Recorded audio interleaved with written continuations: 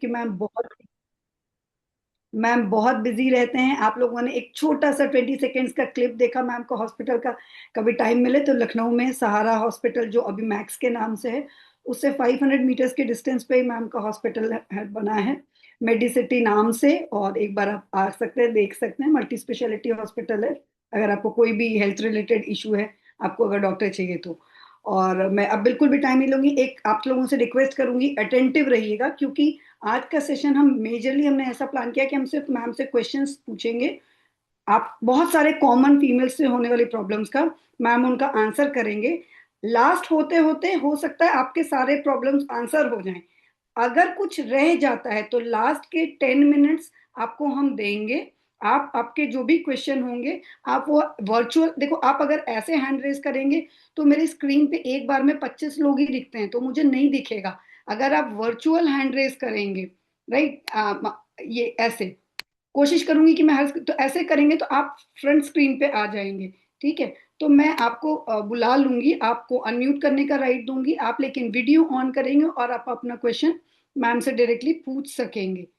ठीक है, तो अब हम इस सेशन को स्टार्ट करने से पहले, मोर देन 15 या 20 ईयर्स ऑफ एक्सपीरियंस हो चुका है मैम को इस फील्ड में।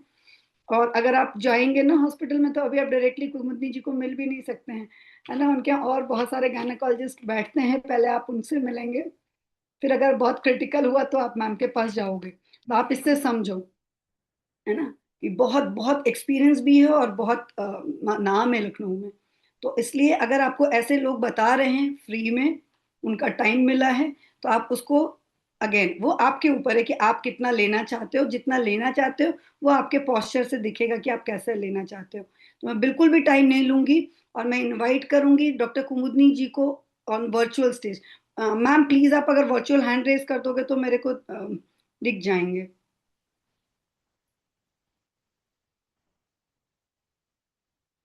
अगर आपको सेहत की बात जाननी है, अपनी हेल्थ को ठीक रखने की बात जाननी है, और वीडियो ऑफ रख के जाननी है, मतलब आप लेट के जानना चाहते हो, अगर आप एक्चुअली इतने बीमार हो तब तो ठीक है, अदरवाइज बाकी प्लीज कोई भी हैंड रेज नहीं करिए, मुझे कुमुदनी मैम का हैंड रेज देखना है। सर अगर आपको दिख रही हूँ कुमुदनी मैम तो डॉक्टर प्लीज। कुमुदनी को मैंने स्पॉटलाइट कर दिया है। स्वागत है डॉक्टर कुमुदनी आपका। जी, she is on the screen now. हाँ अभी है, थैंक यू सर।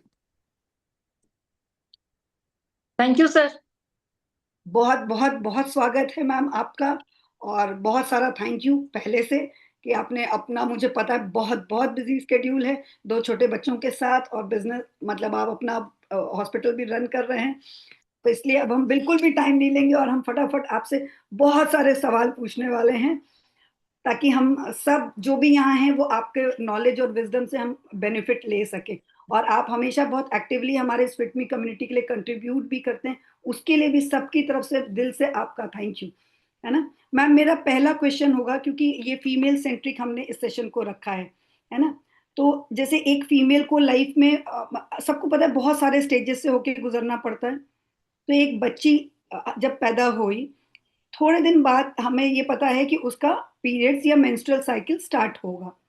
तो उसका पीरियड्स या मेंस्ट्रुअल साइकिल स्टार्ट हो, अब वो तो बच्ची है, तो हमें ऐसा क्या करना चाहिए जिससे उसका, उसकी हेल्थ को हम ध्यान रख सके, ताकि उसको इस ड्यूरेशन में कोई भी प्रॉब्लम ना हो। Over to you ma'am. Right. सभी को बहुत बहुत नमस्कार और बहुत ही थैंक यू सभी श्रद्धा जी को और हमारी फिटमी टीम को कि उन्होंने यहाँ इनवाइट किया मुझे।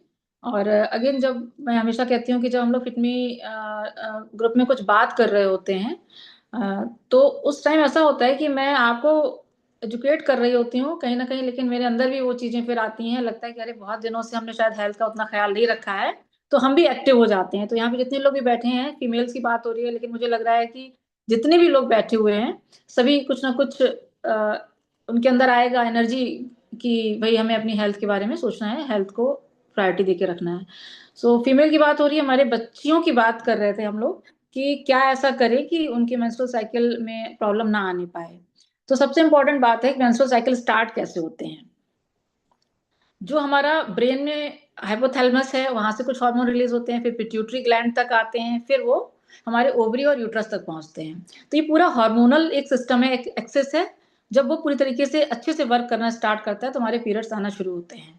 तो हार्मोन्स कैसे बनते हैं, अगर मैं आपको शॉर्ट में बताऊं तो हार्मोन एक तरीके का प्रोटीन है। तो न्यूट्रिशन बहुत इंपॉर्टेंट है। अगर आपने बच्चियों को राइट फ्रॉम द जब से वो पैदा हुए हैं तब से अच्छा न्यूट्रिशन अगर देते हुए चलेंगे तो उनके पीरियड्स टाइमली आएंगे। जो अभी देखा जा रहा है कि बहुत अर्ली मेंसेस आ जा रहे हैं, जो पहले 12, 13, 14 पे पीरियड्स आते थे, अभी 8, 9 साल पे आ रहे हैं, 10 साल पे आ रहे हैं, कई माएँ आ रही हैं कि 9 के अंदर आ जा रहे हैं। तो ये प्रॉब्लम भी से भी बच पाएंगे। फिर जो पेन होता है बच्चियों को पीरियड्स के टाइम पे, डिस्मेनोरिया बोलते हैं, उससे भी बच पाएंगे अगर हमारा सप्लीमेंटेशन प्रॉपर है, विटामिन डी की उसको कमी नहीं है, विटामिन B12 की कमी नहीं है, तो वो प्रॉब्लम से बचेंगे। तो इस तरीके से मेंस्ट्रुअल के जो रेगुलरिटीज, इरेगुलर पीरियड्स का अगेन इशू आता है, पीसीओडी वगैरह जो हो जाते हैं। इरेगुलर पीरियड्स के मेन कॉज जो है वो पीसीओडी ही रहता है। वो भी अगर हम अपनी लाइफस्टाइल को ठीक रखते हैं, अपना वेट ठीक रखते हैं, तो वो प्रॉब्लम भी नहीं होगी। अभी देखने में आता है, आप लोगों ने पहले सुना होगा, आपने कितना सुना था जब आप लोग के पीरियड्स आए थे, अगर माएँ हैं जिनकी बच्चियां हैं इस एज की जिनको पीरियड्स आ रहे हैं, उन्होंने अपनी यंग एज में कितना सुना था पीसीओडी, और अब जब उनकी बच्चियों के पीरियड्स आने वाले हैं तब वो कितना सुन रही हैं पीसीओडी। तो इसके पीछे कहीं ना कहीं हमारी लाइफस्टाइल और न्यूट्रिशन का बहुत बड़ा हाथ है। तो उसका अगर हम ख्याल रखेंगे तो डेफिनेटली पीरियड प्रॉब्लम बच्चियों को नहीं होगी। मैम हम थोड़ा सा अगेन अपने अगले सवाल पे चलते हैं, और मैं चाहूंगी कि थोड़ा सा, क्योंकि हमारे पास टाइम है 40-45 मिनट, तो अगर आपके मतलब थोड़ा सा इलेबोरेटली इसको एक्सप्लेन करिएगा कि जैसे न्यूट्रिशन मतलब उनको क्या लेना चाहिए, कैसे लेना चाहिए, मतलब कितना, जैसे आपने बात की अभी जिक्र में किया प्रोटीन का, है ना, तो कितना कैसे, वो थोड़ा सा जैसे मैं अगले क्वेश्चन में जब आऊंगी तो उसके साथ आप इलेबोरेट करिएगा, है ना, ताकि थोड़ा और क्लियरली उनको ये चीजें समझ में आए, क्योंकि सभी जो भी पेरेंट्स बैठे हैं, जो यंग फीमेल्स हैं, वो सबके लिए है। मैं जो आपने अभी बोला कि इरेगुलर पीरियड्स जैसे, और या अर्ली पीरियड्स का स्टार्ट होना आजकल बहुत कॉमन है, तो उसमें एक चीज और है कि ये जो छोटी बच्चियां हैं, ये आजकल हमारा तो जंक फूड पे इनका बहुत ज्यादा उनका, क्या कहूंगी मैं, मतलब वो जंक फूड पे ही उनको, डिपेंडेंट हाँ एग्जैक्टली डिपेंडेंसी होती है। डिपेंडेंसी हो गई। और ऐसी सूरत में फिर उनका हेल्थ का कैसे ध्यान रखें, क्योंकि ये तो हम गार्जियंस की ही रिस्पॉन्सिबिलिटी है कहीं ना कहीं, कि जब उनको मतलब ये ऑनसेट हो गया और वो जंक फूड को उनको छोड़ना नहीं है, तो कैसे, क्योंकि कुछ बच्चों को मैंने रिक्वेस्ट किया था कि जिनकी टीनेज डॉटर्स हैं कि उनको आप बोलना यहाँ पे रहने के लिए, तो क्यों कैसे उसका ध्यान रखें। देखिए, दो प्रॉब्लम्स आ रही हैं। एक तो है कि फूड, जंक फूड की एंट्री बहुत ज्यादा हो गई है, यंग जो हमारे एडोलेसेंट जो भी हैं, लड़के लड़कियां सब दोनों में ही जंक फूड इतना ज्यादा हो गया है कि ये घर में वो घर का खाना खाना ही नहीं चाहते हैं, जो भी खाना है बाहर का ही खाना है, और बहुत इजीली ऑर्डर भी हो जा रहा है। ये पहली प्रॉब्लम। जो हम अंदर डाल रहे हैं वो बहुत ही खराब कूड़ा कचरा डाल रहे हैं। उसके बाद जो विटामिन मिनरल्स होने चाहिए वो उसमें बिल्कुल है नहीं। पहले जो हम लोग खाना खाते थे उसमें हमें जो प्रोटीन होती थी वो अच्छी क्वालिटी की होती थी, विटामिन मिनरल्स भी मिल जाते थे, फाइबर भी मिल जाता था। तो वो चीजें अब बिल्कुल मिल ही नहीं रही हैं, और हम उन्हें अलग से लेना भी नहीं चाहते हैं। उसके अंदर तो कमी हो गई ना, ये तो सीधी सी बात है। जंक फूड खराब क्यों है? एक बेसिक क्वेश्चन है, जंक फूड खराब क्यों है? फूड तो वो भी है ना, बिकॉज उसमें कोई न्यूट्रिशन नहीं है। This is the only problem. उसमें कोई न्यूट्रिशन नहीं है और सिर्फ टेस्ट है। तो जब न्यूट्रिशन उसमें नहीं है तो क्या हम अलग से कोई न्यूट्रिशन ऐड कर रहे हैं? उसको कंप्लीट, मतलब कंप्लीट क्या करें, उसमें तो कुछ है ही नहीं। तो पूरी तरीके से अपनी बॉडी को देने के लिए क्या अलग से कोई न्यूट्रिशन हम दे रहे हैं जब हम जंक फूड को खा रहे हैं इतना ज्यादा? तो ये बहुत ही इंपॉर्टेंट बात है कि जो भी हमारे बच्चे यहाँ पे देख रहे हैं कि अगर वो कुछ ज्यादा ही जंक खा रहे हैं, तो मैं ये ऐसा बिल्कुल भी नहीं कहूंगी कि आप जंक फूड भी खाते रहिए और अलग से भाई मैडम बता दीजिए कौन सी विटामिन की गोली हम खा लें जिससे मैं बिल्कुल ठीक रहूंगी। तो पहला पॉइंट है कि आप जंक फूड अवॉइड करने की कोशिश करें। स्टिल आप अगर जो भी है धीरे धीरे करेंगे तो उसके साथ में कुछ न्यूट्रिशन की चीजें जरूर लें। अब न्यूट्रिशन में क्या क्या आता है मैं आपको बहुत ही स्पेसिफिक तरीके से बता देती हूँ कि कोई भी बच्चे जो भी पढ़ते हैं, अभी बेसिक कक्षा 6 में बता दिया जाता है, बच्चा मेरा पढ़ रहा है, कि आपका जो कहते हैं कंप्लीट डाइट क्या होनी चाहिए, उसमें कितनी मात्रा में प्रोटीन होनी चाहिए उसकी बुक में पढ़ाया गया है, कितनी मात्रा में विटामिन होने चाहिए, कितनी मात्रा में माइक्रो न्यूट्रिएंट होने चाहिए, किस मात्रा में मैक्रो न्यूट्रिएंट होने चाहिए, और किस मात्रा में फैट होना चाहिए। इतना तो हमें बेसिक ही बच्चे पढ़ ले रहे हैं। तो अगर वो आप पढ़ ले रहे हो तो आप बताओ कि क्या आप उतनी प्रोटीन ले रहे हो। ये बहुत ही सिंपल है, इसके लिए मुझे नहीं लगता है कि किसी बहुत बड़े डॉक्टर को बताने की जरूरत है। ये तो बहुत ही बेसिक किताबों में ही आ गया है कि आप प्रॉपर प्रोटीन का इंटेक लें। आपकी जितना आपका वजन है उतना ग्राम प्रोटीन आपको लेना है। विटामिन मिनरल की बहुत ही कम मात्रा रहती है WHO मानक के हिसाब से, लेकिन सारे कई बार होता है हम ना केवल B12 ले लेते हैं, क्योंकि B12 की कमी से बहुत ज्यादा प्रॉब्लम हो जाती है, विटामिन डी की कमी से बहुत ज्यादा प्रॉब्लम हो जाती है। तो विटामिन डी विटामिन B12 का लेवल भी टेस्ट कराते हैं आजकल हम लोग। तो कई बार होता है कि विटामिन B12 हमने अलग से खा लिया, या हमने इंजेक्शन लगवा लिए, या विटामिन डी के इंजेक्शन ले लिए, या उसके कैप्सूल्स ले लिए। लेकिन इंपॉर्टेंट बात यह है कि सिर्फ विटामिन B12 और विटामिन D3 नहीं, हमें सारे विटामिन लेने हैं। सारे B कॉम्प्लेक्स की बात आती है, B1 B2 B3 B5 folic acid B6 फिर B12 एंड उसके बाद मिनरल्स में क्या आ जाते हैं, आयरन आ जाता है, जिंक आ जाता है, मैग्नीज आ जाता है, मैग्नीशियम आ जाता है, और भी छोटे छोटे बोरोन बहुत ही कम मात्रा में चाहिए रहते हैं। वो मिनरल्स होते हैं जो कहीं कहीं ना पूरी बॉडी में हमारे जो बायोकेमिकल रिएक्शंस हो रही होती हैं उसमें उनकी जरूरत होती है। अब आप खुद ही सोचिए कि जिन बायोकेमिकल रिएक्शंस के लिए उनकी जरूरत है वो अगर अंदर उपलब्ध नहीं है तो वो रिएक्शन कंप्लीट कैसे होगी। तो जब वो कंप्लीट नहीं होगी तो कहीं ना कहीं आपकी प्रॉपर फंक्शनिंग नहीं होगी, और जब फंक्शनिंग नहीं होगी तो आगे आके आपको प्रॉब्लम आने वाली है। तो प्रोटीन मल्टीविटामिन आप लोग नोट कर सकते हैं कि आपकी डाइट में अगर आप जंक खा रहे हैं और देख रहे हैं कि प्रोटीन नहीं फुलफिल हो रहा है तो आप वो प्रोटीन की मात्रा फिर सप्लीमेंट से पूरी करिए। विटामिन मिनरल तो उसमें बिल्कुल जीरो है, तो आप विटामिन मिनरल तो आपको लेने ही पड़ेंगे। विटामिन डी यहाँ पे जो धूप में काम कर रहा है उसका भी कम है। एशियन में विटामिन डी कम ही हो रहा है, जो भी इसका रीजन है, विटामिन डी आपको सप्लीमेंट करना ही करना है। इसके बाद आपका कुछ चीजें और हैं, लाइक ये बच्चियों में जो एक प्रॉब्लम नहीं कहेंगे, वो एक आपका फिजियोलॉजिकल चीज है कि वो ग्रो कर रहे हैं।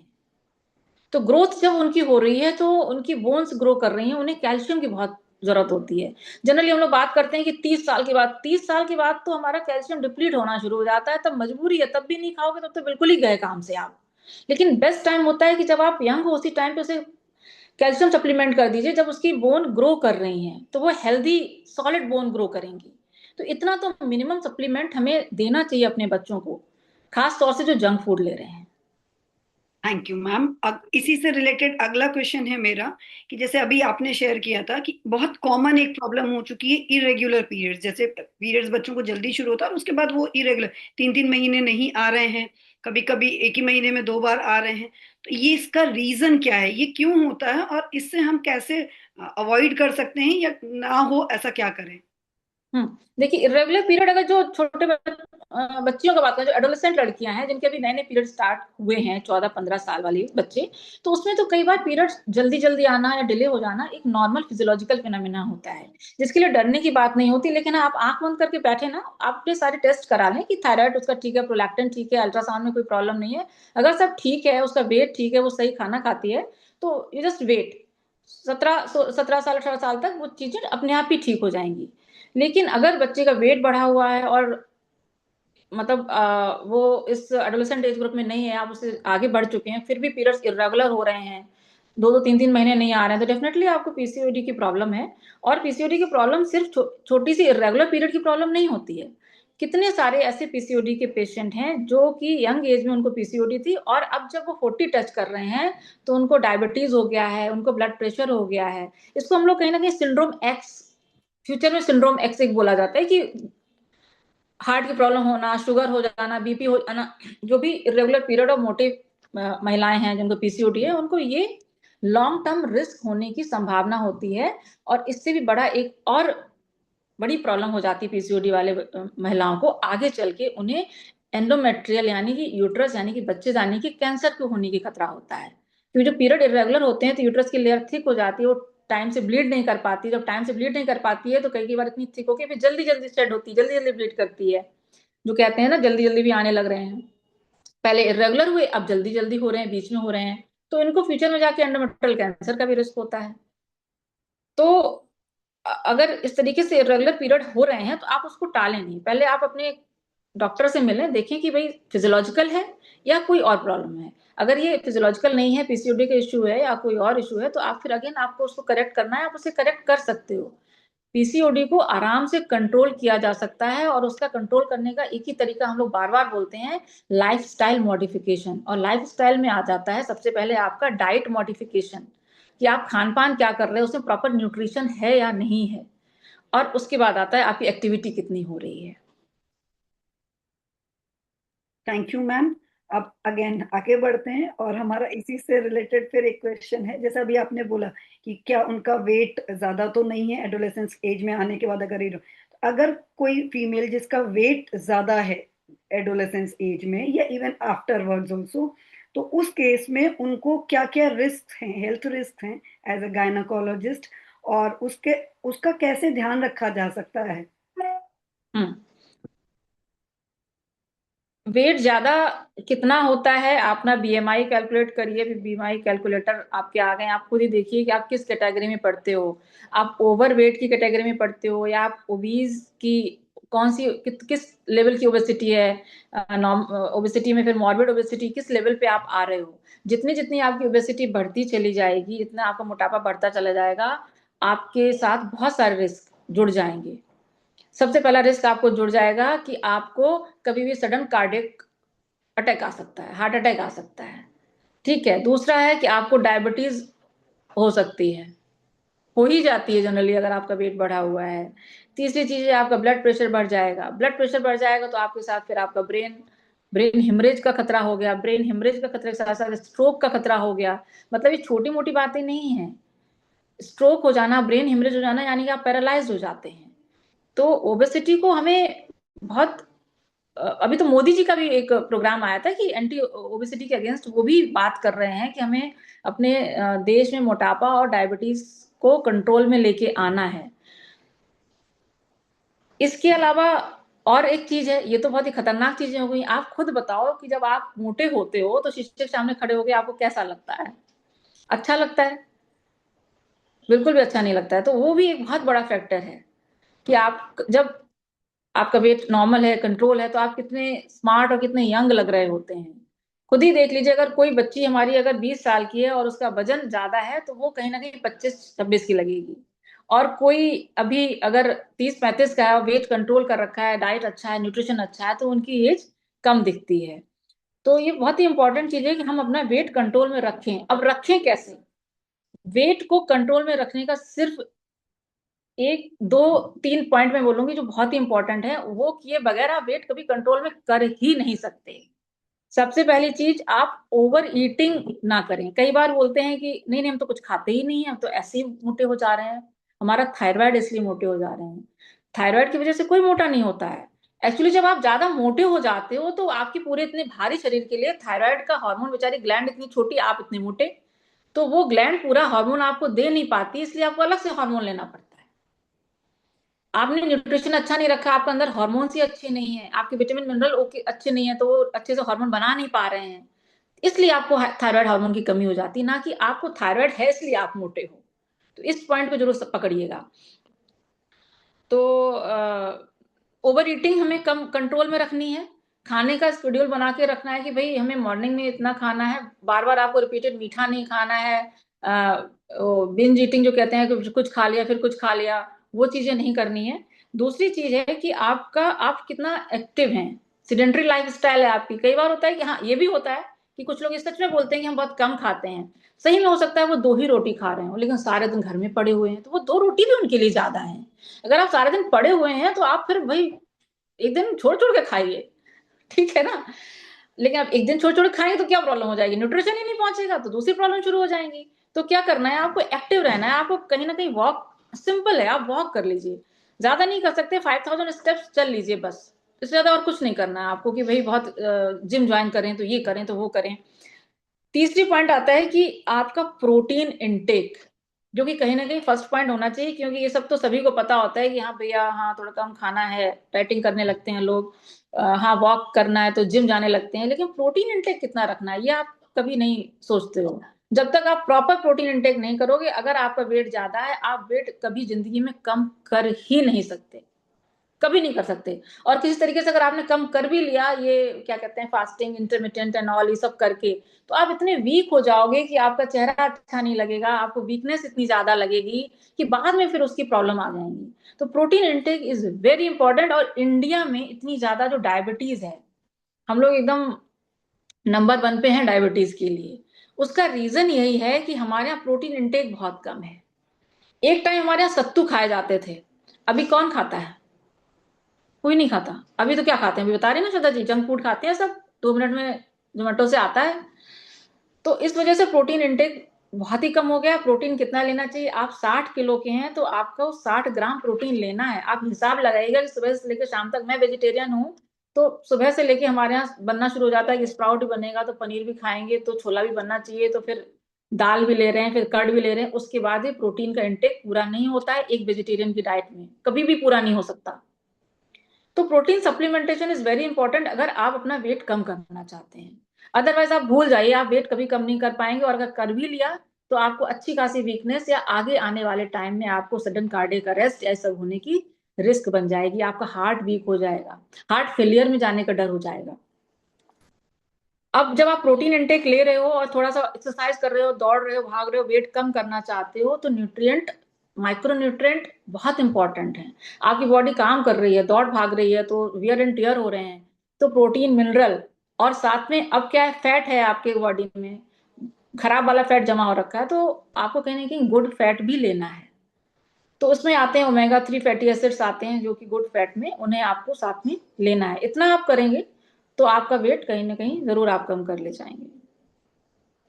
थैंक यू मैम इतने अच्छे से एक्सप्लेन करने के लिए। अब आगे बढ़ते हैं कि एक फीमेल जब मतलब अब ये स्टेज पार कर चुकी है और वो फैमिली प्लान करती है, भाई शादी हो गई, सोचते हैं कि हम फैमिली प्लान करते हैं। और क्योंकि अभी का जो टाइम है, पॉल्यूशन और एडल्ट्रेशन दोनों चरम सीमा पे है, भाई मिलावट भी और पॉल्यूशन भी, और वो हमारे कंट्रोल में नहीं है, और कहीं ना कहीं वो हमारी लाइफ को इफेक्ट कर रहा है। और आप देख ही रहे होंगे कि भाई आप उसके ही एक्सपर्ट हो कि हाँ ये प्रॉब्लम बहुत आ रही है कंसीव करने में। तो अगेन वो वहां पे उस स्टेज में लाइफ के अपना किस तरह से ध्यान रखे, क्या क्या उनकी न्यूट्रिशनल रिक्वायरमेंट होती है, और किस तरीके से ध्यान रखे कि वो इजीली नॉर्मली कंसीव कर सके एक हेल्दी Yes. Happy baby. हाँ, देखिए सर जी, एक हेल्दी फीमेल को कंसीव करने के पहले उसे खुद को, हेल्दी प्रेगनेंसी लाने के पहले उसको खुद भी हेल्दी होना पड़ेगा। तो वो पहले खुद, जैसे होता है ना, जब प्रेगनेंसी प्लान करने के पहले शादी होती है, तो अभी शादी में क्या होता है, पहले प्री ब्राइडल बुक हो जाता है पूरा।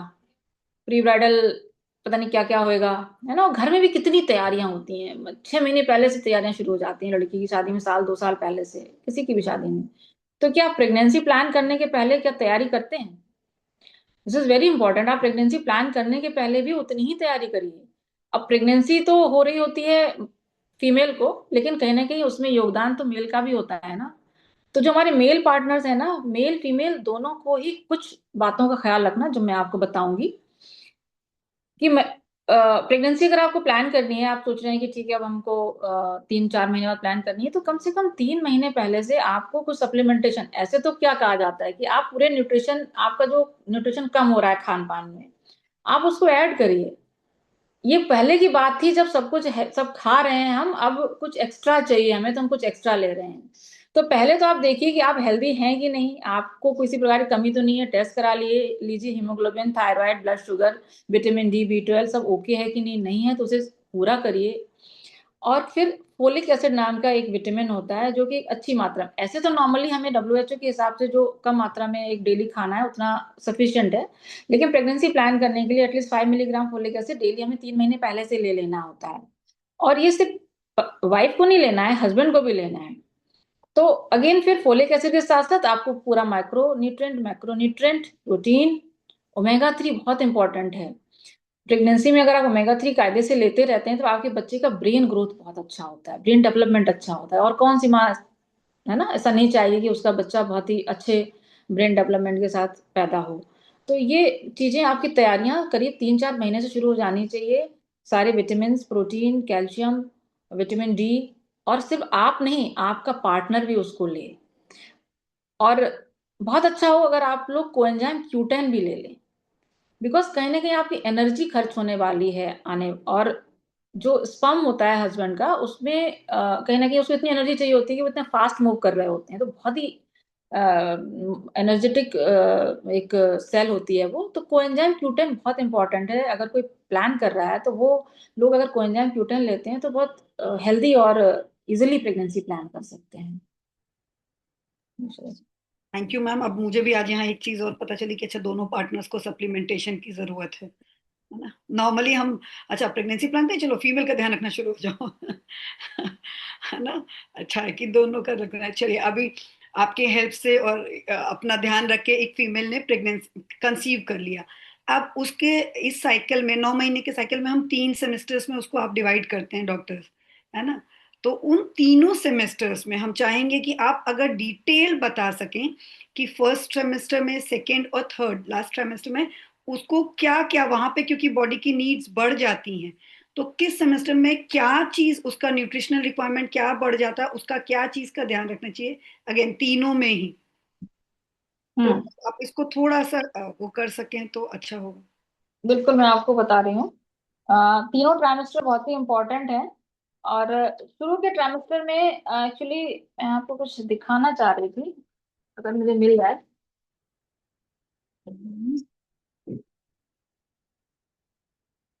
चलिए कोई बात नहीं। तो देखिए, पहले हमें तीनों ट्राइमेस्टर में ही सारे न्यूट्रिशन की इम्पोर्टेंस है। और सेकेंड थर्ड ट्राइमेस्टर में ये रिक्वायरमेंट कहीं ना कहीं बढ़ जाती है, फर्स्ट ट्राइमेस्टर से ज्यादा हो जाती है।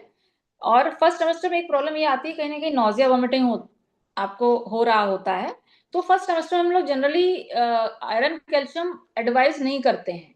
लेकिन अगर आपका हीमोग्लोबिन कम है, जनरली फर्स्ट ट्राइमेस्टर में एक पहले से 3 महीने में हम लोग कहते हैं कि आप फोलिक एसिड और सारे मल्टीविटामिन मल्टी मिनरल, जिसमें कि B1 B2 B3 सारा कुछ हो, वो आप लें। और plus folic acid at least 5 milligram होना चाहिए, वो आप एक्स्ट्रा ऐड कर लें, ये लें। और ओमेगा 3 डीएचए जो होता है आपका, वो आप ओमेगा 3 लेंगे और प्रोटीन लेंगे। लेकिन अगर आपको लग रहा है नॉजिया वॉमिटिंग ज्यादा है लग रहा है, तो आप डाइट में अपना प्रोटीन इंटेक बढ़ा सकते हो, या किसी तरीके से भी आपको इतना तो लेना ही है। यानी कि folic acid, multi vitamin, multi mineral, omega 3 and protein. Iron और कैल्शियम हम लोग सेकेंड ट्राइमेस्टर से देना शुरू करते हैं। लेकिन अगर आपका हीमोग्लोबिन कम है तो वही आयरन हमको फर्स्ट ट्राइमेस्टर में भी दिया जा सकता है ना। ऐसा नहीं है, हीमोग्लोबिन आपका अगर 10 से नीचे है, 11 से नीचे है, तो आप ले लीजिए फर्स्ट ट्राइमेस्टर में भी, अगर आपको नॉजिया वोमिटिंग ज्यादा नहीं हो रही है। सेकेंड ट्राइमेस्टर में आप इतना तो ले ही रहे थे, इसके साथ साथ आपको आयरन और कैल्शियम ऐड कर देना है।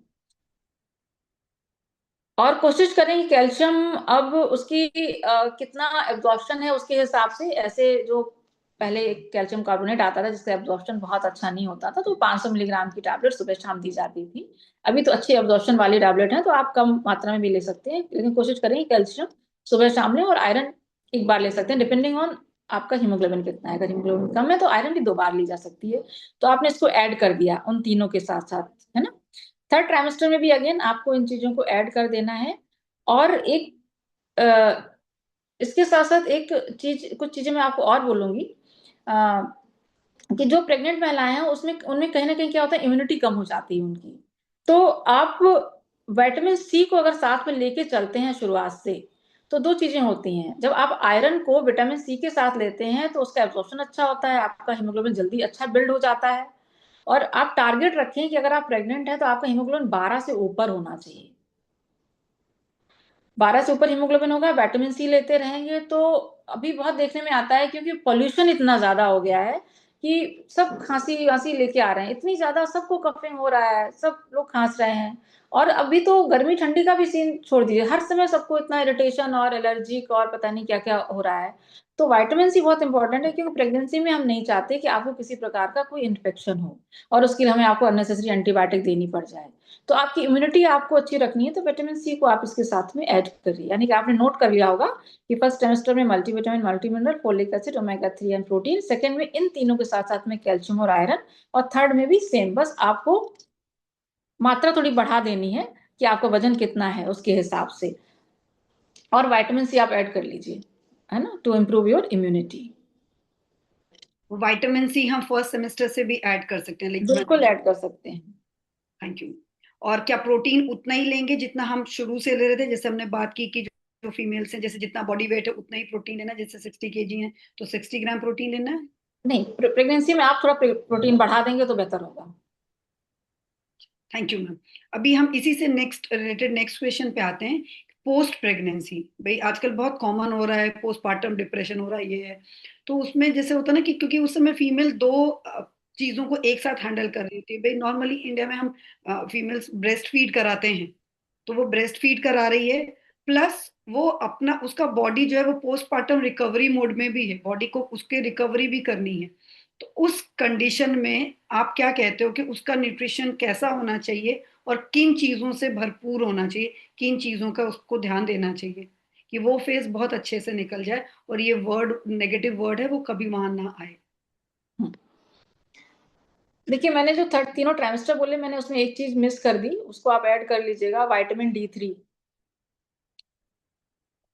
विटामिन D3 जरूर आपको लेना है।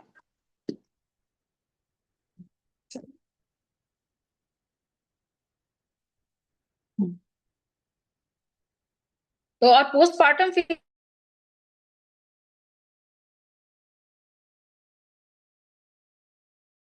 चलेंगी, कम से कम अगले 6 महीने एटलीस्ट आप चलाइए। होता मैम क्या कि आपका नेटवर्क चला गया था, सॉरी, आपने अभी पीछे 30 सेकेंड्स में क्या बोला वो क्लियर नहीं था, प्लीज हाँ, रिपीट कर। मैं कह रही हूँ कि आप जो भी अपने थर्ड ट्रिमेस्टर में ले रहे थे, बहुत ही ध्यान से कि अच्छा अब क्या खाना है मैडम, अच्छा अभी क्या कौन सी दवाई लेनी है, बिल्कुल उतने ही ध्यान से आपको आफ्टर डिलीवरी भी एटलीस्ट नेक्स्ट 6 मंथ के लिए, जब तक आप बच्चे को ब्रेस्ट फीड करा रहे हैं, उन चीजों को कंटिन्यू रखना है। उन्हें बंद नहीं करना है, जो कि जनरली लोग कर देते हैं कि अब तो डिलीवरी हो गई, अब तो बस गया सब इधर उधर। और जबकि उस टाइम आपकी नीड सबसे ज्यादा होती है, इवन थर्ड ट्रिमेस्टर से भी ज्यादा आपकी नीड बढ़ जाती है ड्यूरिंग ब्रेस्ट फीडिंग। आपको उस समय एनर्जी की बहुत ज्यादा जरूरत होती है। आपको उस टाइम पे कुछ चीजें ध्यान रखनी है कि आपका लिक्विड इंटेक बढ़ाना है, क्योंकि मिल्क जो है वो लिक्विड फॉर्म में है जो आप बच्चे को दे रहे हो। तो लिक्विड इंटेक आप बढ़ाइए, जब भी ब्रेस्ट फीड कराने बैठ रहे हो तो कोई ना कोई लिक्विड, सूप हो जाए, एक गिलास पानी हो जाए या दूध हो, कुछ भी हो आपको लेना है। प्रोटीन इंटेक आपको अच्छा रखना है, जैसा आप खाओगे वैसा ही। ये तो आप लोग हमेशा ही सुनते हो ना, पहले बता दिया जाता था ये मत खाओ वरना बच्चे को ये हो जाएगा, तुम्हारे दूध में जाएगा कि उसको क्या हो जाएगा, तो ये सच है। आप जितना अच्छा न्यूट्रिशन लेंगी उतना ही अच्छा न्यूट्रिशियस आपका मिल्क होगा, और जो कि आप अपने बच्चे को दे पाएंगे। तो इस टाइम पे आप अगेन वही प्रोटीन, मल्टीविटामिन, कैल्शियम, आयरन आप 1-2 महीने ले लीजिए। आपका अगर हीमोग्लोबिन लेवल अच्छा है तो आप आयरन बंद कर सकते हैं, बट आपको कैल्शियम बिल्कुल भी बंद नहीं करना है। कैल्शियम लॉस बहुत होता है जब आप ब्रेस्ट फीड करा रहे होते हो। एक कैल्शियम सुबह, एक कैल्शियम शाम आपको जरूर लेना है। और अगेन मैं यहाँ पे कहूंगी कि coenzyme Q10 is very important, क्योंकि बहुत ही एनर्जी लॉस हो रहा होता है, इतना ड्रेन फील करते हैं ड्यूरिंग ब्रेस्ट फीडिंग, है ना। तो कोएंजाइम Q10 अगर आप लोगे तो आपको वो वीकनेस और ये सब फीलिंग नहीं आएगी बिल्कुल भी। और vitamin D3 is very important, क्योंकि विटामिन D3 और B12 इनकी इतनी कमी हो जाती है हमें पता ही नहीं चलता है, और यही सब कहीं ना कहीं पोस्टपार्टम साइकोसिस का रीजन बनते हैं। पोस्टपार्टम डिप्रेशन होता है पहले, चिड़चिड़ापन, और कहीं कहीं बहुत ज्यादा लेवल पे। मेरे को मेडिकल कॉलेज में सर बताते थे कि एक पेशेंट को इतना ज्यादा साइकोसिस हो गया था कि वो वहां से 2nd फ्लोर से उसने छलांग लगा दी थी, जंप कर गई थी बच्चे बच्चे को छोड़ के। तो वहां पे एक नेट लगा हुआ था जो बना हुआ था, इतनी ऊंची तो उसकी दीवारें थी, लेकिन उसके ऊपर पूरा नेट लगा था। तो मैं सोचती थी इतना नेट क्यों लगा रखा है, तो पता चला कि वही पोस्टमार्टम साइकोसिस में एक मदर ने ऐसा करा था। तो ऐसा क्यों होता है? क्योंकि बहुत ही पुअर और वो सब आते हैं ना वहाँ पे मेडिकल कॉलेज में, तो उनका न्यूट्रिशन ही अच्छा नहीं होता है, विटामिन D कम है।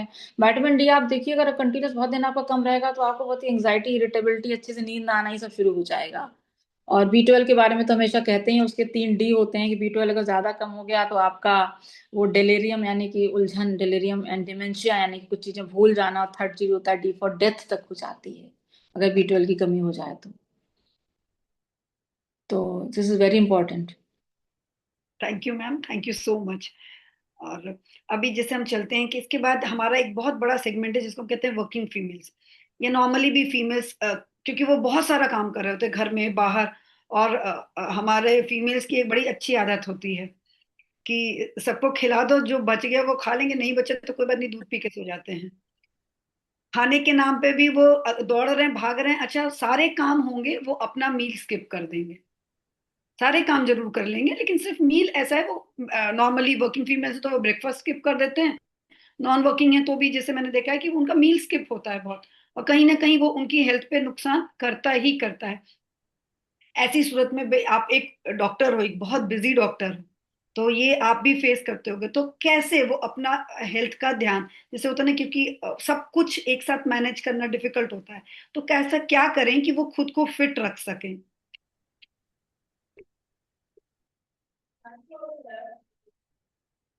हाँ, सुन पा रहे हैं?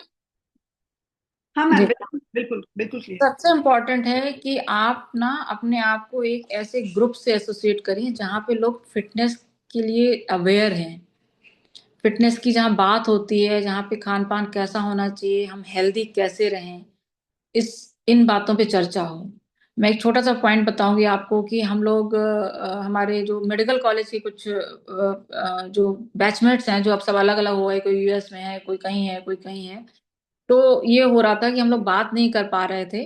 तो यूएस में जो हमारी फ्रेंड बैठी है उसने कहा कि कुछ तो टाइम निकालो, एटलीस्ट मंथ में, साल में 2 बार हम लोग बात, एक बार बात कर लें। सोचिए वो लोग इतना ऊपर। तो फिर खैर न्यू ईयर पे हम लोगों का जूम कॉल, ये ग्रुप कॉल हुआ। तो क्या कर रहे हो, कोई कह रहा है कुछ कर रहे हो, तो जो यूएस में मेरी फ्रेंड बैठी हुई है, शी सेड कि रुको, तुम लोग क्या क्या बता रहे हो अच्छा है, लेकिन ये जो टाइम है, हम लोग जिस उसमें हमने अपना सब कुछ कंप्लीट कर लिया है, पढ़ाई भी अच्छा सब चल रहा है, हम लोग अभी अपनी हेल्थ के लिए क्या कर रहे हैं, इस पे तुम लोग बताओ।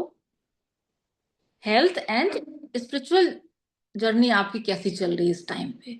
तो दिस इज वेरी इंपॉर्टेंट। आपको ना कहीं आपका एसोसिएशन आपको ऐसा रखना है कि जहाँ पे हेल्थ रिलेटेड टॉक हो रही हो, आप अकेले खो जाते हो। अब उसके बाद फिर बात अगेन वही आती है कि आपका प्रॉपर न्यूट्रिशन, आप खाना ही नहीं खाओगे। अब ऐसा कुछ नहीं है कि आप खाना मत खाइए, हम आपको ऐसी कोई गोली दे देंगे जो खाने का काम कर जाए, ऐसा तो कोई गोली मुझे नहीं पता है। तो आपको अपना न्यूट्रिशन तो, खाना तो खाना ही है भाई, मॉर्निंग में ब्रेकफास्ट आपको स्किप नहीं करना है। और उसके साथ साथ में आपको अपने सप्लीमेंट साथ में लेने हैं। आपको ये कहते हैं ना कि ये इनिशिएटिव अंदर से आना ही पड़ेगा। वो तभी आता है जब आप कहीं ना कहीं ऐसी चर्चा में रहते हैं, ऐसे लोगों के साथ एसोसिएशन में रहते हैं। तो दिस इज सिंगल लाइन कि एक अच्छे एसोसिएशन में जाइए। मतलब जैसा हमारा फिफ्थ मी कम्युनिटी है, वो उसमें बहुत हेल्प कर सकता है। एग्जैक्टली, 100% हेल्प कर सकता है, हेल्प कर रहा है। मुझे लगता है कि बहुत सारे टेस्टिमोनियल होंगे हमारे पास में कि कितना लोगों को हेल्प किया है। हाँ, क्योंकि उसमें जब एक दूसरे को हम देखते हैं तो हमें लगता है देखो वो अगर वर्किंग होके इतना कर सकते हैं तो एटलीस्ट हम भी अपने लिए थोड़ा सा करें। Right, thank you ma'am. मेरा अगला क्वेश्चन है कि जैसे पहले हम सुनते थे, जैसे मम्मी लोग पोस्ट मेनोपॉज या मतलब एल्डर एज में जाने के बाद कुछ प्रॉब्लम्स की कंप्लेन करते थे, जैसे एसिडिटी होना, बैक एक होना, माइग्रेन, उसके अलावा चक्कर आना, फिर एक नॉन एल्कोहलिक फैटी लीवर, मतलब क्योंकि फीमेल्स तो हमारे इंडिया में ड्रिंक करते नहीं है, लेकिन उनका भी फैटी लीवर आता है, तो डॉक्टर्स उसको टर्म देते हैं नॉन एल्कोहलिक फैटी लीवर, है ना। तो ये सब इतना ज्यादा हो रहा है, तो ये क्यों हो रहा है और कैसे हम इससे बच सकते हैं, क्या करें जिससे इसको हम ना हाँ, ना होने दें। फीमेल्स कम दिख रही हैं या मेरे को, एक्चुअली मैं फोन से हूँ, बहुत ज्यादा दिख तो रहे हैं, कुछ लोग हैं मेल हमारे ज्यादा एक्टिव हैं पत्नियों का ख्याल रखने के लिए। नहीं, नहीं, ज्यादा डॉक्टर कुमुदनी, ज्यादा फीमेल्स हैं आज हमारे सेशन में। ज्यादा फीमेल्स हैं। तो सर हम्म। एक बार पूछ लीजिए कि जो श्रद्धा जी ने बात करी है, एसिडिटी, बैक एक, माइग्रेन, फैटी लिवर। चक्कर आना। तो कितने लेडीज एग्री करती हैं इस बात से हाँ, कि ये बात सही है। 35 प्लस इस तरीके के हैंड रेस कर चैलेंजेस। सकते हैं ना सर, हैंड रेस करा सकते हैं। हाँ, आप लोग हैंड रेज करके बता सकते हैं डॉक्टर कुमुदनी को। फीमेल्स में एसिडिटी, हेडेक, बैकएक, काफी। Migraine, migraine, fatty liver. Fatty liver, liver fatty हो गया हमारा, ऐसा कितने लोग हैं जिन्होंने अपने आसपास में घर में सुना होगा कि हाँ ऐसा आप हो चैट रहा है। चैट बॉक्स में भी लिख के बता सकते हैं, चैट भी ओपन है। काफी लोगों ने हैंड रेज किया doctor Kumudini. And it's very very common problem, we are very right. Shraddha ने बहुत अच्छा सवाल पूछा है कि माइग्रेन होना। करिए ना। इनफैक्ट मुझे आज जी, के डेट में लगता है कि डिप्रेशन कमर इज दर्द। कमर दर्द होना, डिप्रेशन या मूड स्विंग्स होना, ये बहुत कॉमन प्रॉब्लम्स हैं आफ्टर 40। बिल्कुल बिल्कुल बिल्कुल। माइग्रेन तो एसिडिटी। बिल्कुल बिल्कुल बिल्कुल, देखिए कितना कितना कॉमन है। अपर किसने लिखा है, बैक एक इन अपर थोरेसिक रीजन, अपर बैक।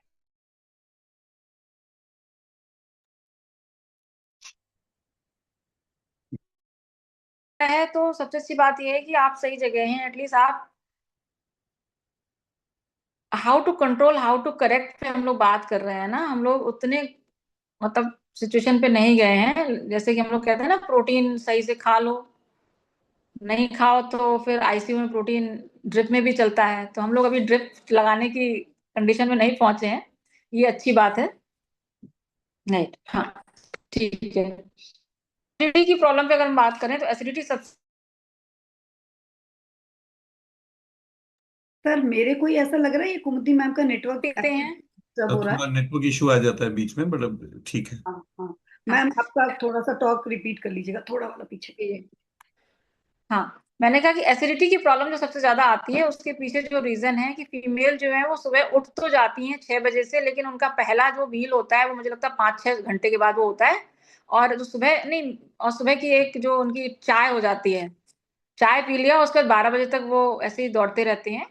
और उसके बाद भी खाना है खाया, और फिर रात का जो खाना होता है वो होता है रात का दोपहर का भी, कि जो सब खावा के चले गए और उसके बाद जो बचा उसको हमने ऐसे डस्टबिन अपने अंदर डाल दिया।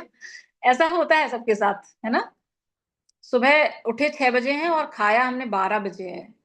तो सबसे पहले आप ना ब्रेकफास्ट को प्रॉपर रखें, और वाटर इनटेक अच्छा रखें, और उल्टा पुल्टा ना खाएं। जैसे जो खाना लग रहा है ना कि बच गया है या इसको हमको बचा कैसे भी यूज कर लेना है, इस तरीके से ना करें। आपको बॉडी को जितना खाना है उस हिसाब से खाएं, तो आप एसिडिटी की प्रॉब्लम से बच जाएंगे।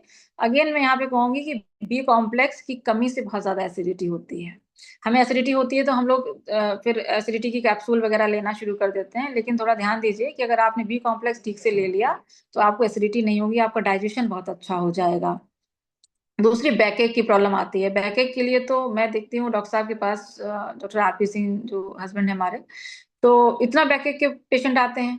फीमेल तो इतनी भर भर के आती हैं, मेरे पास भी आती हैं बैकएक को लेके। तो सबसे कॉमन क्या लिखते हैं हम उनको, कैल्शियम लिखते हैं, मल्टीविटामिन लिखते हैं। और ज्यादा कमी होती है तो B12 का इंजेक्शन लगवाते हैं, विटामिन डी का इंजेक्शन लगवाते हैं।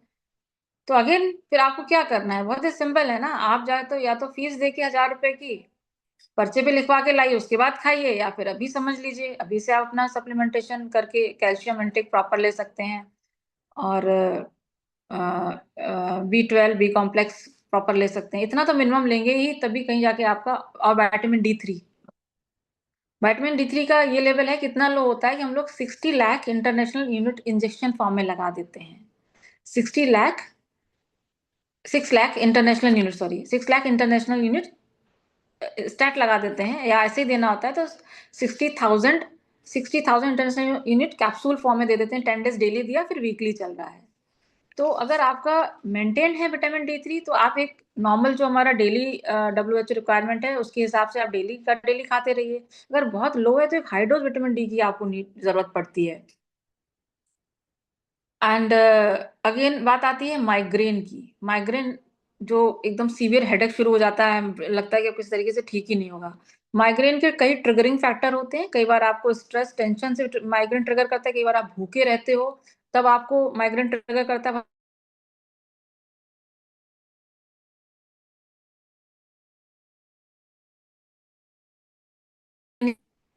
और फिर मैं बात करूं विटामिन B12, विटामिन D3 इतना कॉमन है, इतना लो, बड़े कल्प्रिट हैं हमारे माइग्रेन और डिप्रेशन के पीछे।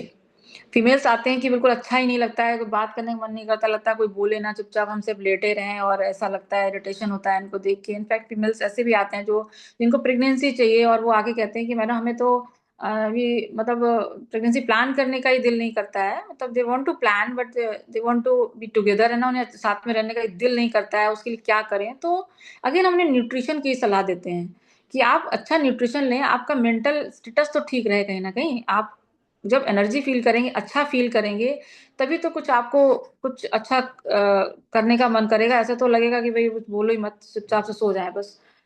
फैटी लिवर की जहां बात आती है, फैटी लिवर अगेन वही वाला काम जो जब करते हैं ना फीमेल्स, एक तो वो खाएंगे नहीं ठीक से, और खाएंगे तो उल्टा पुल्टा खाएंगे, कुछ भी खा लेंगे, जो बचा हुआ वो भी खा लेंगे। हस्बैंड ने जो छोड़ दिया, बच्चों ने छोड़ दिया, उनका टिफिन आया उसमें एक पराठा बचा हुआ था, उसको जल्दी से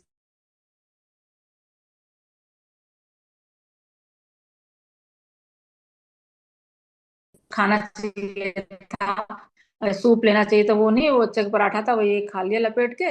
अब ठीक है, हो गया। अब रात में जब हस्बैंड आएंगे 11 बजे तब खाएंगे। तो वो फैटी लिवर हमें फीमेल्स को हो जाता है। अगर आप ना खान पान ठीक रखेंगे तो डेफिनेटली फैटी लिवर क्यों होगा, आप एक्टिव रहिए, बिल्कुल फैटी लिवर नहीं होगा। तो श्रद्धा जी, बेसिक पॉइंट्स थे फीमेल्स के लिए। बिल्कुल। मैम जैसे मान लीजिए अभी आपने बोला यहाँ पे जैसे ये सप्लीमेंटेशन, तो जैसे लोगों को लगता है कि सप्लीमेंटेशन तो जब हम प्रेगनेंसी होगी तब लेंगे, लेकिन क्या ये सब प्रॉब्लम, जैसे कैल्शियम की बात आपने की, D3 की बात की, तो क्या ये सब मतलब ये ऐसे ले सकते हैं?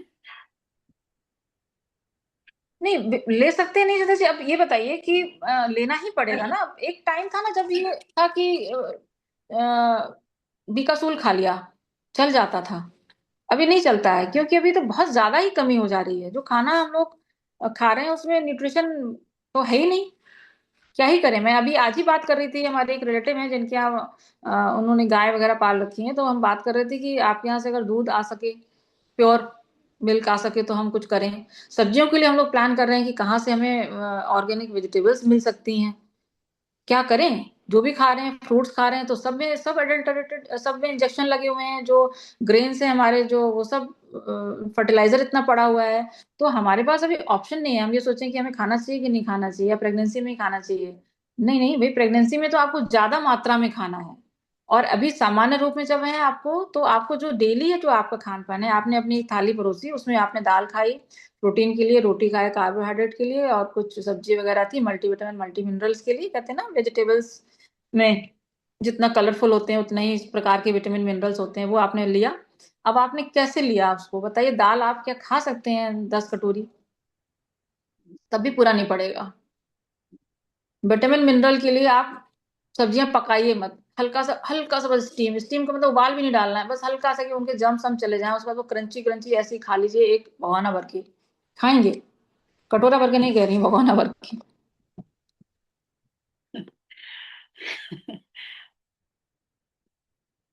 बिल्कुल मैम, मुझे एक बात याद आ रही है, आप ही ने एक बार बोली थी और मुझे वो बात बिल्कुल घर कर गई थी, क्योंकि नेचुरल वी जो एक प्रोडक्ट आता है हमारा, वो बहुत बहुत पसंद है मुझे।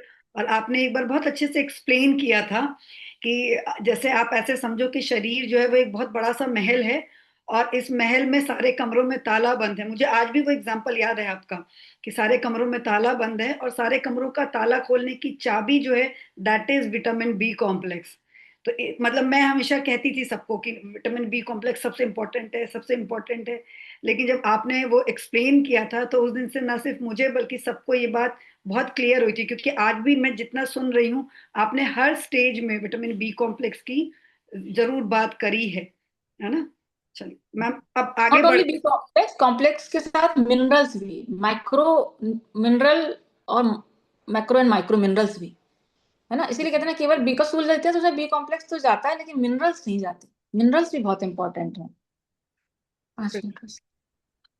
अच्छा, अब हम बस फटाफट मैम, जैसे हमारा एक लास्ट इस क्वेश्चन की तरफ आ रहे हैं, कि जैसे एक और, अब इसके बाद लाइफ का एक बहुत इंपॉर्टेंट स्टेज आता है, pre menopause and post menopause. जब पीरियड्स बंद हो जाते हैं, तो उससे बंद होने से पहले और बंद होने के बाद फीमेल्स को एक बहुत लंबा टेन्योर, भाई अभी तो कोई एज भी नहीं रही है, 40s में भी हो रहा है, 50 में भी हो रहा है, तो उसके बाद और उस जैसे उससे पहले, उस दौरान उनको क्या करना चाहिए? क्योंकि उसमें जैसे अभी किसी ने यहाँ क्वेश्चन में भी लिखा है हॉट फ्लशेस, तो ये बहुत कॉमन सा वो है कि वो होता है। तो वो क्या करें? और क्योंकि अगर नहीं ध्यान रखेंगे, तो जैसा मैंने अपनी मदर के साथ देखा था, ऑस्टियोपोरोसिस और ऑस्टियोआर्थराइटिस दोनों एक साथ हुआ उनको। तो ये बहुत कॉमन है। इसके अलावा आप ज्यादा बेहतर जानते हो कि क्या और प्रॉब्लम्स आ जाती हैं पोस्ट मेनोपॉज, तो क्या कैसे करें कि वो प्री मेनोपॉज मतलब जब उनके होने वाला है तब, और पोस्ट मेनोपॉज की वो इन सारे हेल्थ चैलेंजेस से बच सकें, उस दौरान वो अपना न्यूट्रिशन का कैसे ध्यान रखें? हाँ सुरेश, देखिए, अगर हम अपने मेनोपॉज की तैयारी में है ना, तो वो तैयारी हमें ना यंग एज से ही करनी होती है। एक्चुअली हम लोग भूल जाते हैं कि हमारी एज बढ़ेगी, फिर हम उस एज में पहुंचेंगे, फिर ये भी होगा ना, उसी में जी रहे होते हैं, वो भी अच्छे से सिर्फ जी ही रहे होते हैं। खाने पीना तो एक साइड में है ना, पार्टियां हो रही होती हैं। तो मेनोपॉज के आसपास अगर आप आ रहे हो, अभी तक आपने अगर कुछ नहीं किया है, बाकी तो शुरू से ही करने के लिए कह रहे हैं आपको, तो आपको फिर सजग हो जाना है। अगेन मैं कहूंगी कि यहाँ पे आपको बहुत ज्यादा ऑस्टियोपोरोसिस, क्योंकि वही है, 30 के बाद बोन लॉस ज्यादा होने लगता है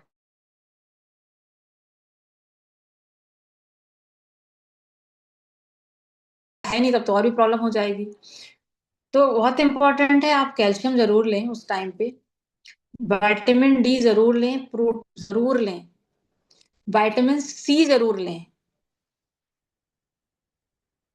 मैंने बोला क्या क्या आपको? कैल्शियम, विटामिन डी, प्रोटीन और विटामिन सी।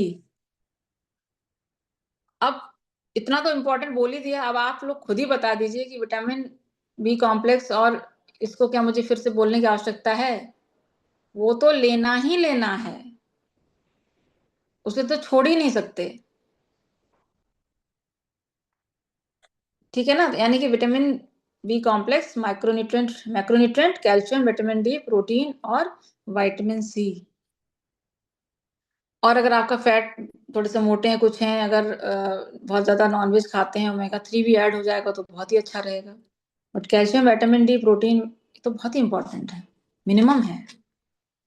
और दूसरा पॉइंट मैं यहाँ जरूर बोलूंगी, अगर आप लोग अपने मेनोपॉज के करीब जा रहे हैं और ये हॉट फ्लैशेस ये सब, तो अगर अभी भी आप किसी ग्रुप से कनेक्टेड नहीं है, हेल्थ ग्रुप से, तो आप जरूर कनेक्ट होइए किसी हेल्थ ग्रुप से, क्योंकि ये बहुत इंपॉर्टेंट है। कितना भी आप न्यूट्रिशन ये सब करेंगे, लेकिन अगर आपका योगा, प्राणायाम और मानसिक लेवल अगर अच्छा नहीं है, तो बहुत ही जोरों की एकदम से ना एंजाइटी, वो एकदम गर्मी लगती है, ऐसा लगता है कि क्या हो गया, आपका एक पता नहीं क्या होने वाला है ना, तो बहुत एंग्जियस फील होता है। तो आप एक अच्छे ग्रुप से जरूर अटैच हो जाइए, जहां आपको एक होलिस्टिक ना ओवरऑल हेल्थ की इंफॉर्मेशन मिलती रहे समय समय पे।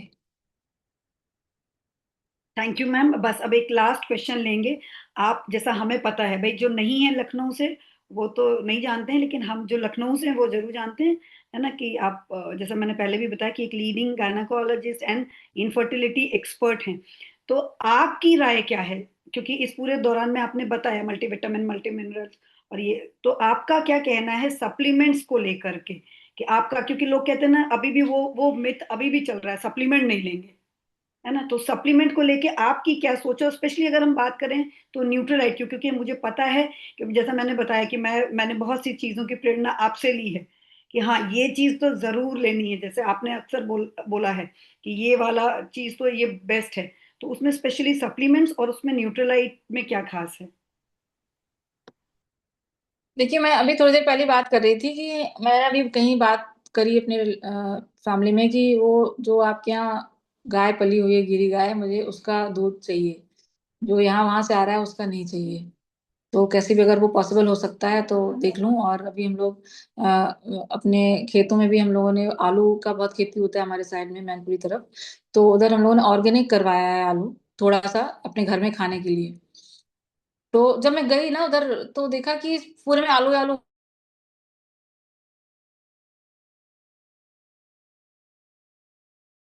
से देखा, तब मुझे रियलाइज हुआ कि अरे भाई, आवाज सुन पाए आप लोग? मैम आलू आलू तक सुनाई दिया, उसके आगे नहीं। आलू आलू के बाद आलू सोना हो गया।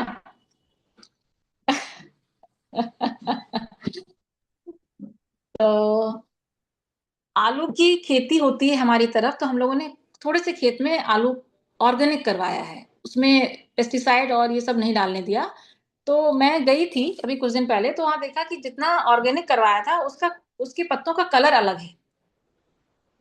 बाकी आलूओं के, आलू जो चारों तरफ हो रखे थे और खेत में भी, हमारे खेतों में भी, तो जितना जो ऑर्गेनिक था उसके कलर कलर अलग है। यानी कि हमें क्या चाहिए, हम शुद्ध चाह रहे हैं ना।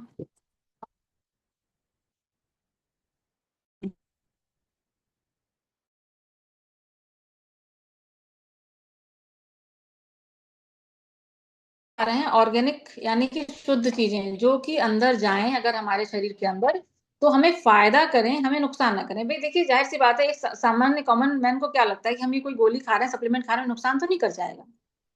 फायदा तो बाद में आता है एक्चुअली, वो नुकसान तो नहीं कर जाएगा, पहले आता है। आप लोग अदरवाइज मत लीजिएगा। वैसे वो तम्बाकू जो पुड़िया खाते हैं उसमें इतना बड़ा बड़ा बना होता है, मुंह सड़ा हुआ, बट उसे खाते टाइम तो थॉट नहीं आता है कि नुकसान करेगा कि नहीं करेगा। बट कोई भी दवाई डॉक्टर भी लिख रहा होता है ना, तो भी पूछते हैं कि मैडम।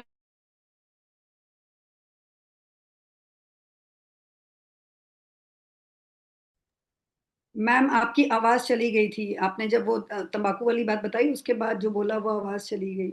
हाँ, मैंने कहा कि एक सामान्य क्वेश्चन होता है लोगों के दिमाग में, ये विचार आता है कि ये जो भी हम कुछ ले रहे हैं, ये गोली विटामिन की हमें नुकसान तो नहीं करेगी कुछ। तो उसी थॉट को वो दिमाग में बैठा के कहने के सोचते हैं कि हम लें या ना लें। तो अगर वो प्रॉपर ऑर्गेनिक है और सही है, और आपको प्रतिदिन जितना खाना है उतना ही है, उससे ज्यादा नहीं है, ओवरडोज नहीं है, तो वो आपको बिल्कुल भी नुकसान नहीं।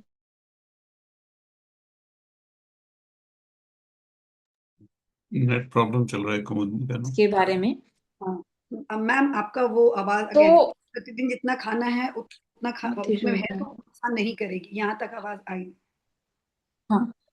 तो न्यूट्राइट के बारे में जहां तक जानती हूँ, जितना मैंने इसके बारे में नॉलेज ले रखी है, जितना मैंने इसके बारे में पढ़ रखा है, कि जब कोई साइंटिस्ट ने इसके बारे में इसको बनाने का प्रयास किया, बनाया, तो और किस तरीके से ये बन के आ रहा है, इसकी भी एक बार मैंने पूरी स्टोरी पढ़ी थी कि कहाँ से ये कैसे ऑर्गेनिक फार्म से बन के आता है।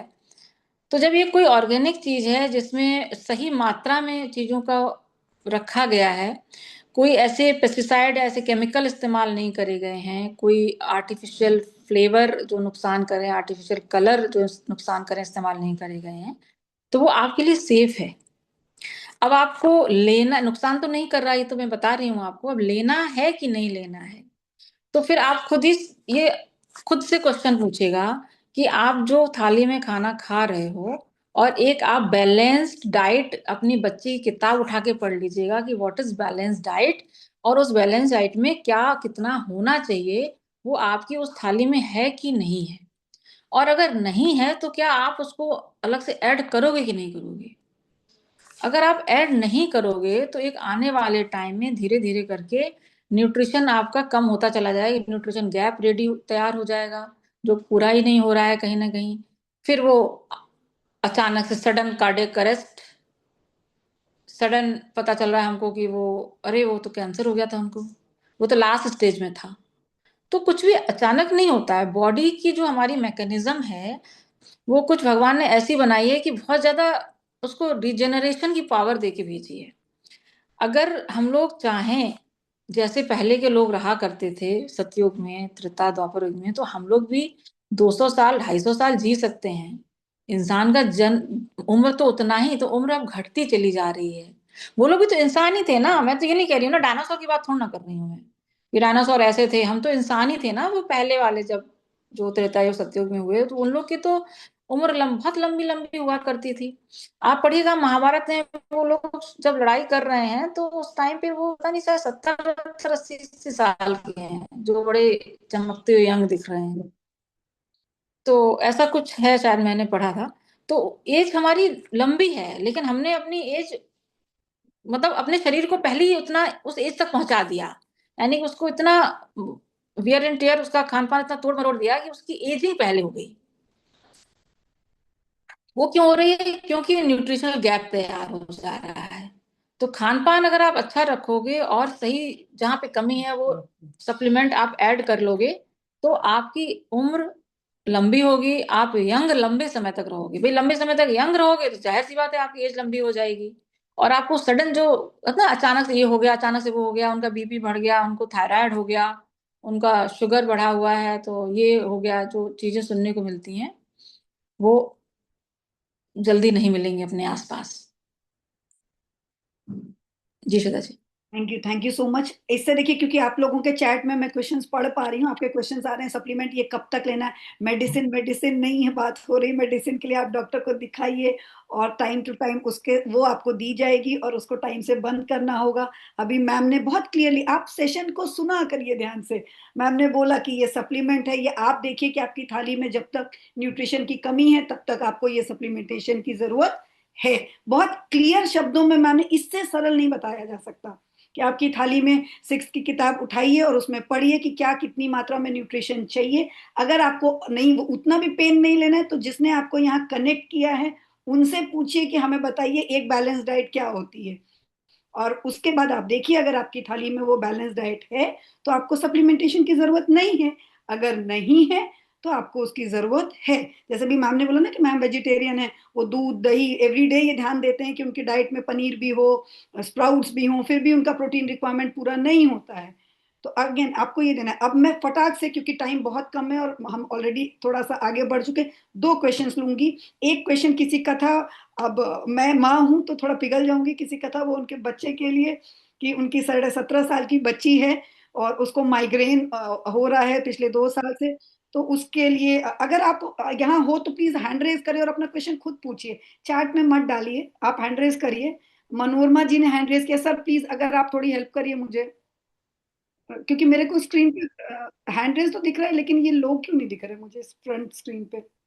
Doctor Kumudini, how much time you have, because once we started this हाँ तो ये लंबा हो जाएगा फिर। नहीं तो हम सर सिर्फ 2 ही ले लें। हाँ, केवल 2 दिन आप नहीं दे आपने दीजिए। पूछा श्रद्धा जी, माइग्रेन की बात वो कर रहे हैं तो हम लोग डायरेक्टली आंसर कर लेते हैं। हम्म, बच्ची को अगर माइग्रेन अगर हो रहा है तो हम्म, फिर मैं कुछ क्वेश्चन है जो पूछना चाहूंगी, अपने में असेस कर लीजिएगा कि उसका वेट कंट्रोल में है या नहीं है। वेट तो कहीं बहुत ज्यादा नहीं है, बहुत पतली या बहुत मोटी तो नहीं है। खान पान में वो क्या खा रही है, जंक फूड पे बहुत ज्यादा तो नहीं है। क्या वो एक्टिविटी एक्सरसाइज कुछ कर रही है ना। और आज की डेट में, एक टाइम पहले अलग हुआ करता था जो बच्चे बहुत सारे होते थे और आपस में बहुत खेला करते थे। अभी वो चीजें नहीं हो रही हैं, बच्चे उतना खेलते नहीं है साथ में, वो इंडोर सब रहे हैं और फोन पे ज्यादातर टाइम बीत रहा है। तो उसकी एक्टिविटी, उस फ्रेंड सर्किल क्या है, क्या हर समय फोन पे है या कुछ आउटडोर गेम्स में भी है। अगर नहीं है तो उसको जरूर कहीं ना कहीं कुछ आप ऐसी चीजें, मैं जिम के लिए बिल्कुल ही बहुत ज्यादा नहीं बात करती हूँ, क्योंकि मैं उसको बुरा नहीं बोलती हूँ, ठीक है, बट इट्स बेटर कि आप ना थोड़ा सा बच्चों को इस समय ना प्राणायाम ध्यान भी साथ में बताएं। जिम वगैरह जाने में बच्चों का पढ़ाई का टाइम होता है, वो जाके उनका टाइम भी वेस्ट होता है। आप सिंपल एक्टिविटी हो, थोड़ी स्किपिंग हो जाए, रस्सी कूद लें बच्चे, टहल लें, और थोड़ा ध्यान और प्राणायाम आप 10 मिनट का ऐड कर देंगे ना अपने बच्चों की लाइफ में, तो माइग्रेन और ये सब चीजें कहीं उनको प्रॉब्लम क्रिएट नहीं करेंगी। लेकिन ये बहुत मुश्किल है 10 मिनट के लिए वो अगर स्थिर होकर बैठ जाएं, इट्स वेरी डिफिकल्ट। किसी बच्चे को 10 मिनट तक स्थिर करके बिठा के देखिए, फोन लेके तो बैठ जाएंगे, अगर बिना फोन के उनको स्थिर बिठाइए, देखिए कितना चैलेंजिंग है। और ये जो मैंने क्वेश्चन पूछे उनका आंसर आप कर लीजिएगा। और न्यूट्रिशन में वो सप्लीमेंट क्या ले रहे हैं, क्या वो क्या मल्टीविटामिन अलग से ले रहे हैं, विटामिन डी ले रहे हैं। इतना मिनिमम भी ना, कि बच्चे अगर कुछ नहीं लेना चाह रहे, प्रोटीन प्रोटीन विटामिन मिनरल और विटामिन डी, इतना मिनिमम दे दीजिए। मतलब हम उनको प्रोटीन और अपना जो हमारा मल्टीविटामिन मल्टीमिनरल होता है डेली, और उनको विटामिन डी और अभी नया डी आया डी है बोरोन के विटामिन साथ, डी हाँ वो उनको दे सकते हैं। दे दीजिए, बिल्कुल दीजिए। कैल्शियम तो मैंने कहा, आप देखिए भाई जितना कर सकते हैं उतना तो दीजिए, अगर वो माइग्रेन हो रहा है उसको। बिल्कुल बिल्कुल, क्योंकि जैसा आप मैम ने बोला कि न्यूट्रिशनल डेफिशिएंसी है। चलिए, आशीष नारंग नाम से एक बच्ची मुझे दिख रही है, हैंड रेज्ड है, मैं आपको अनम्यूट करने का राइट दे रही हूँ, आप अपना क्वेश्चन पूछो। Uh, Good evening, ma'am. The session was very good, and I am around 40 year old. From the last के 2 टाइम से ना मेरे पीरियड्स डिले हो जाते हैं, मतलब ऑलमोस्ट एक मंथली आने की जगह ऑलमोस्ट 1.5 या 2 मंथ्स में आए हैं, और फिर एक आध पीरियड ठीक हुआ, फिर दोबारा ऐसा हो गया, और अभी और काफी ज्यादा पेनफुल रहे मेरे पीरियड्स। और मैं ऑलमोस्ट एवरी डे ही डेली कैल्शियम और आयरन लेती हूँ। तो उसके अलावा मैं क्या कर सकती हूँ कि मेरे पीरियड्स ठीक हो, या मुझे कोई और टेस्ट कराने चाहिए?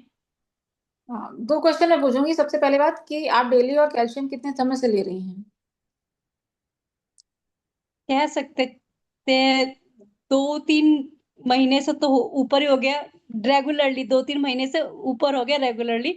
वैसे ऑलमोस्ट 1 साल से ले रही थी, बट वो कई बार जो स्किप हो जाता था, कई बार कुछ ऐसा कुछ हो जाता था।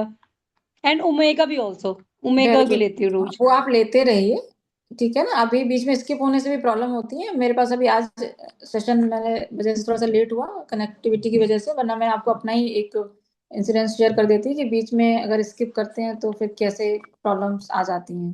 तो इसको तो आप कंटिन्यू रखिए, लेकिन साथ के साथ आप ये देख लीजिए अल्ट्रासाउंड करा के कि ये जो एज है आपकी, कई बार फाइब्रॉइड वगैरह भी डेवलप हो जाते हैं, तो कहीं कोई पैथोलॉजी तो नहीं है।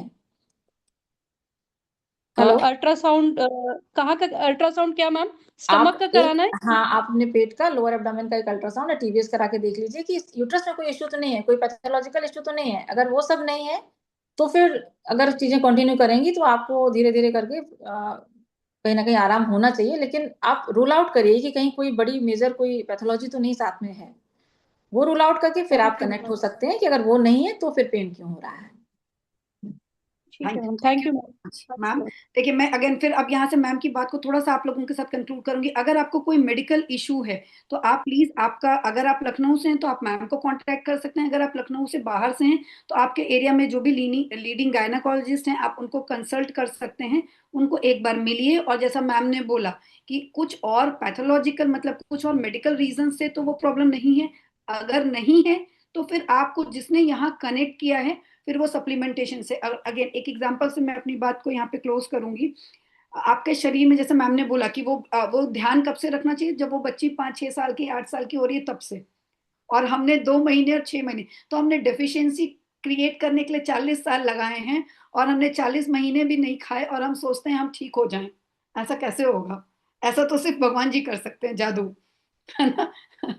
तो हम जादू नहीं कर सकते, हम आपके मेडिकल नीड्स को पूरा कर सकते हैं। उसको सप्लीमेंट है वो, it is going to add, है ना, टू योर डाइट, सप्लीमेंट करेगा वो, राइट। इसके साथ ही मैं सर आपको इनवाइट करना चाहूंगी, अमरीश सर, ताकि थैंक हम you Shraddha, thank you so nice of you. एक बढ़िया क्लैपिंग करेंगे हम श्रद्धा जी के लिए और डॉक्टर कुमुदनी के लिए। इतना इंफॉर्मेटिव सेशन था, मुझे लगता है it is like a blessing.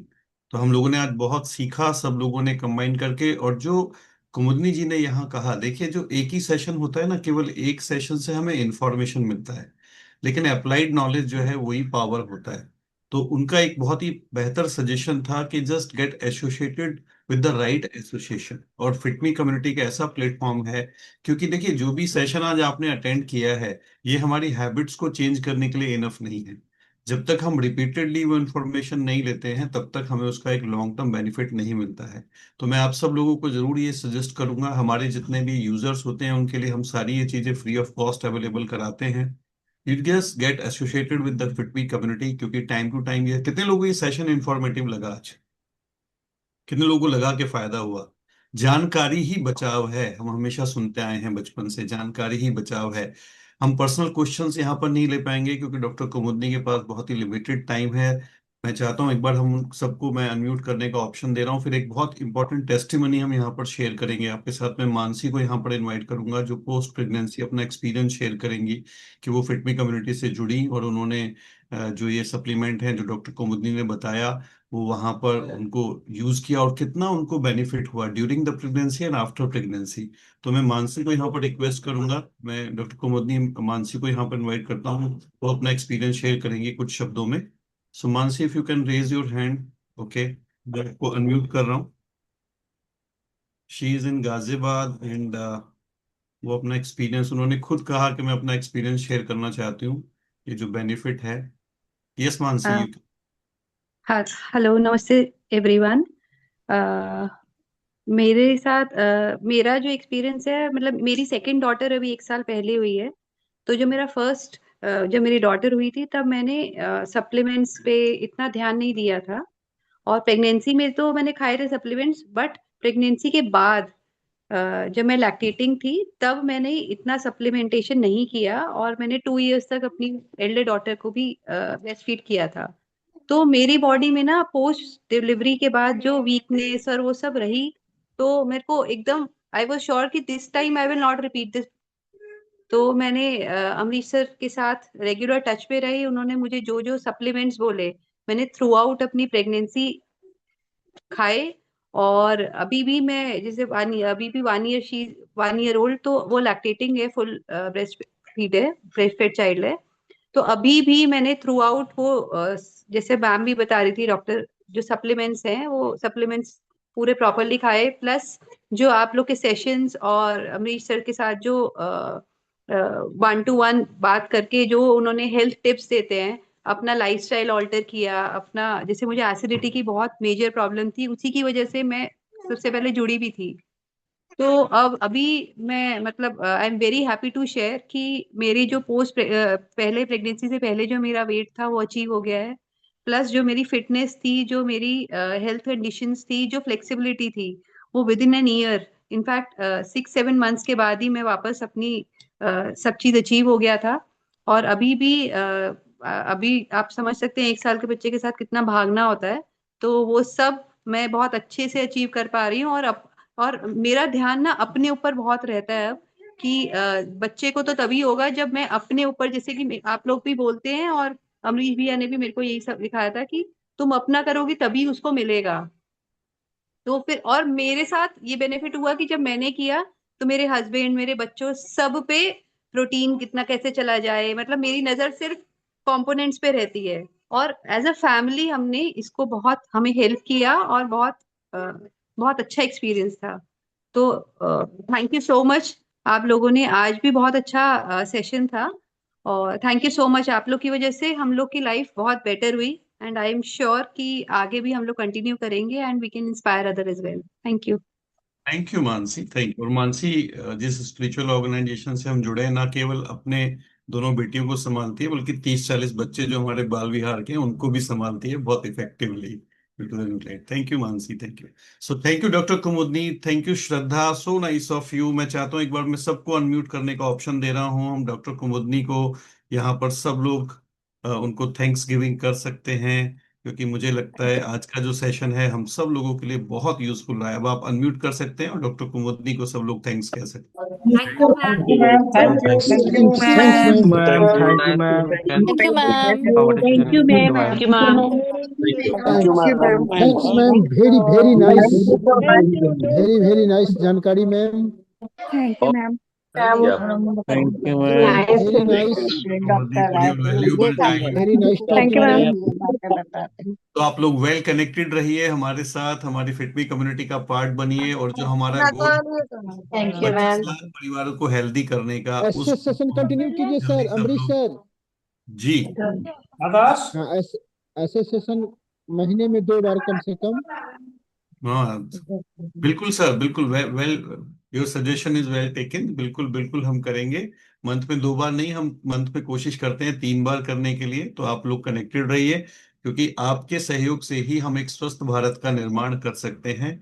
Right? तो सब लोग अपनी हेल्थ अच्छी करिए सबसे पहले, अपने परिवार की हेल्थ अच्छी करिए, इट इज योर रिस्पॉन्सिबिलिटी। और फिर कम से कम एक टारगेट लीजिए कि हमें 100 परिवारों को हेल्दी बनाना है, तभी हम अपना गोल अचीव कर सकते हैं। तो बहुत सारी शुभकामनाएं। श्रद्धा, आपको भी बहुत बहुत धन्यवाद इतने अच्छे क्वेश्चंस तैयार करने के लिए, पूछने के लिए। मुझे लगता है कि कोई भी क्वेश्चन ऐसा बचा नहीं होगा जो फीमेल को आज आंसर ना मिला हो। बट मेरा सब लोगों से रिक्वेस्ट है, जितनी भी फीमेल यहाँ पर कनेक्टेड हैं, कि आप अपनी सेहत का ध्यान ज्यादा से ज्यादा रखिए, क्योंकि आप अगर हेल्दी हैं तो भारतवर्ष हेल्दी है, आपके बच्चे हेल्दी हैं, आपके हस्बैंड हेल्दी हैं, आपके बड़े हेल्दी हैं। तो मेरी रिक्वेस्ट है, मैं रिक्वेस्ट शब्द यूज करूंगा, क्योंकि आप घर में बच्चों को न्यूट्रिएंट खिला देते हैं, हस्बैंड को खिला देते हैं, लेकिन खुद नहीं खाते हैं। आपको खुद भी खाना है। अपना ध्यान उतना रखिए, क्योंकि आप हमारे लिए सबसे ज्यादा प्रीशियस हैं। Thank you Shraddha. Sir thank you so much ये अपॉर्चुनिटी देने के लिए। बस एक बात बोलूंगी लास्ट में, क्योंकि यहाँ कुछ लोगों के क्वेश्चन शायद अनआंसर्ड रह गए थे, तो प्लीज बुरा नहीं मानिएगा।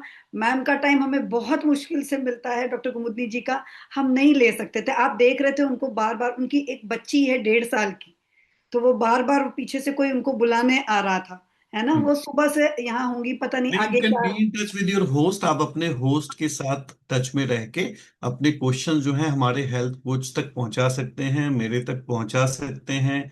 जो जो भी आपके होस्ट हैं उनसे मेरा आप नंबर ले सकते हैं, और हम मैक्सिमम लोगों को कोशिश करेंगे सपोर्ट करने के लिए। बस thank you so much sir. Take care. बहुत जल्दी दोबारा मुलाकात होगी आप लोगों से बात सेहत की प्रोग्राम में। इस प्रोग्राम का वीडियो भी आप लोगों के लिए अवेलेबल करा दिया जाएगा हमारे यूट्यूब चैनल पर, तो आप इसको बाद में भी कनेक्ट करके देख सकते हैं या और लोगों को भी दिखा सकते हैं।